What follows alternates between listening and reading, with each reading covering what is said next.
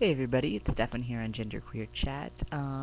Sorry I missed last week. I had a lot of stuff going on. I was working both my jobs, insane hours, and we were trying to get ready for two drag shows this past weekend, which were really good. But it was pretty stressful beforehand, trying to get everything ready.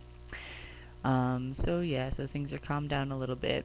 Um, and last week we were talking a little bit about gender news and stuff, and I'm sure you heard everyone talk about the gender not specified marker and that whole thing.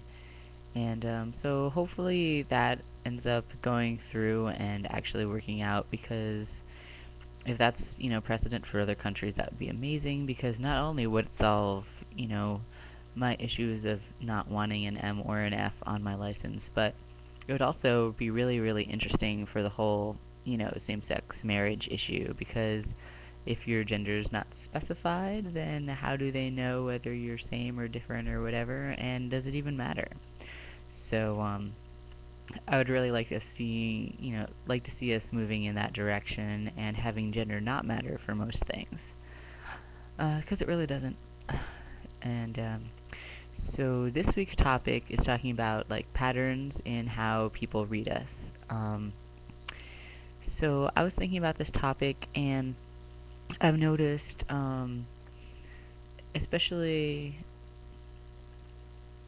okay, so in like my everyday life, I probably get read as male like 80% of the time, and probably read as female about 20. But it really depends on where I am, because most of the time I'm at work, where everyone refers to me as he, and so other people will too.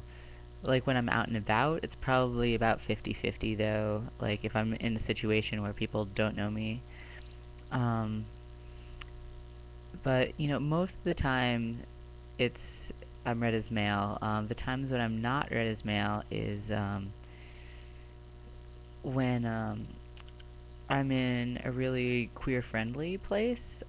Like for instance, when I was in Tallahassee, most people read me as male, and then we went on a trip to visit my dad in Asheville, North Carolina, which is a lesbian hotbed, and pretty much everybody she'd me because they assumed that I was just a butch lesbian and were trying to be respectful of that identity. The only person who heed me, like the whole time I was there, the only stranger who heed me was the gas station attendant at the edge of town. So um, that was pretty interesting. When we went to the farmers market in Tallahassee, there was like a lady who lived in town and sold flowers and stuff, and she always she'd me. But then there was this guy who drove into town from his farm or whatever and sold fruits and vegetables and things, and then he always he'd me. So I'm not sure if there's like a rural urban thing going on, or if it's a gender thing. I think like it's kind of mostly split in terms of like how other people um, see me. Um, a lot of times, straight guys will he me just because they don't really like think about gay stuff a lot. I guess I don't know.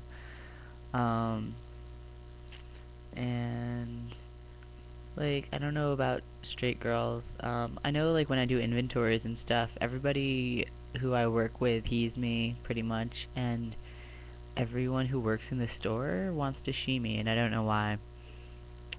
And that's mostly straight girls, but I don't know if that's like a pattern or whether it's like an age thing too, because they're all like teenagers, and I don't know. Um, mm,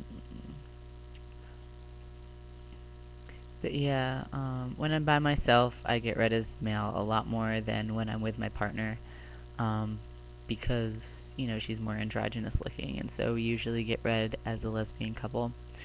And when I'm with like other queer people, I'm usually read as female more, because I guess like the like butch lesbian thing or whatever. which, obviously isn't gonna stop me from hanging out with gay people because that's pretty much who I hang out with. So, um, yeah, so I don't know. I've kind of learned that it doesn't really bother me too much in a lot of situations, especially when I am with a group of queer people.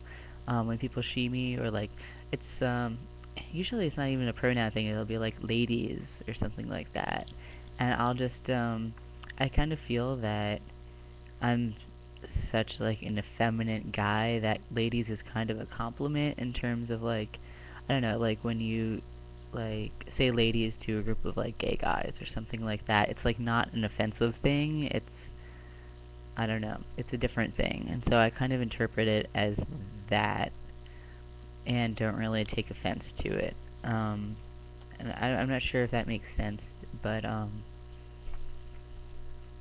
yeah.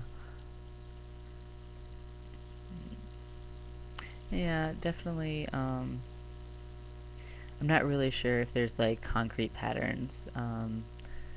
I mean, I definitely get hit on by guys a lot more now that I pass as male a little bit more.